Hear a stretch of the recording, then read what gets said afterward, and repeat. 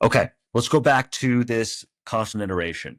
So there's really like a three-pillar framework that you use to kind of stand up this idea of constant iteration.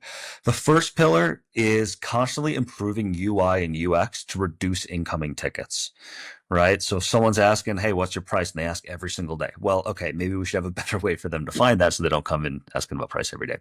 Can you give us a specific example of a UI change for you guys that dramatically reduced support volume kind of in recent history? Yeah, I mean, there was two. There was a small scale one that really obvious. We used to get a lot of questions about how many credits have I used and this and that. It was displayed in our dashboard. It was just kind of buried in a flyout nav item that you had to click, and then you could go to this page and it displayed it. Well, we've now in the sidebar started showing the plan they're on, the number of credits they have in the plan, and the number of credits they've used. And right below it is a buy credits button and a subscription details button. Just it's front and center. It's right at the time of need. You can't miss it. It's on every page. And now questions about that have like dropped to no. Um, Now, at a larger scale, we recently introduced company level identification as a feature where if we can't ID the person level, we double back and at least tell you the company they work at. Uh, Unsurprisingly, there's a huge volume of company level visitors that get ID'd, especially if people turn on international tracking. And we made some assumptions that it'd be okay to put everything on a single page, all visitors on one page. And then very quickly became obvious that no, that was harder for users to use. And we needed to actually separate person level visitors from company level visitors and update that UI. It became immediate, like the very next day or same day, really, when we rolled it out. The feedback started coming in. Hey, where'd all the people go? I don't see any people. What happened? Where'd all the people go? And we're like, well, there's still people. It's just you're getting four company level visitors for every one person, or five or six, 10 if you've got international. So you could go a page or two without seeing a person level visitor because so many company level visitors were coming in. And it gave people the impression that their service had actually stopped working and that we were giving them bad profiles. And we're like, no, no, no, brand new feature. So we separated it.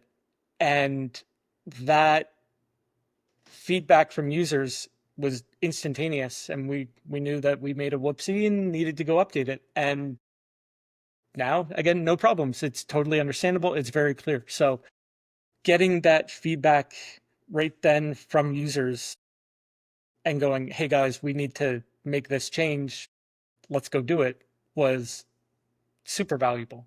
There's been lots of those uh, examples over the course, but that was the most recent and biggest one. So the one way to improve the whole thing we're trying to do here is eliminate tickets, right? So um one way to eliminate tickets is to revise an answer to a question specifically to make it perfect.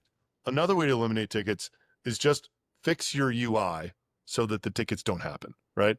Then another way is to write articles. And I think a great way to figure out whether or not you should write an article if you're starting from a very early point is if you're using Delphi, there's these creativity settings, right? If you set the creativity on strict, and I think Intercom has something similar, right? If you set it on strict and someone asks something that the AI can't literally find written in a document, it returns an answer, something to the effect of, I don't have the information for this, email rob at rbdb.com.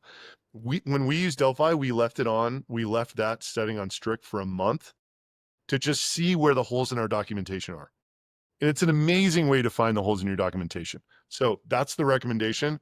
Start out, put your settings on strict, let the AI tell you it doesn't know, and then create documentation to fill that hole. Then eventually the number of the AI saying it doesn't know is going to go down to where it's almost nothing. And then you can put it on this more adaptive setting, and then it can start, it never says that. It can answer questions about virtually anything. Somebody asked me about Knight Rider, the show the other day and Kit the car, and it gave it like an amazing answer, right? But that's my recommendation for how to decide when to write an article and when to just revise an answer, right? You want to revise an answer if it's reading your documentation and getting it wrong. You want to write an article if there's no documentation at all and it's trying to go out to the internet to figure out what to tell your users. That's not what you want, right?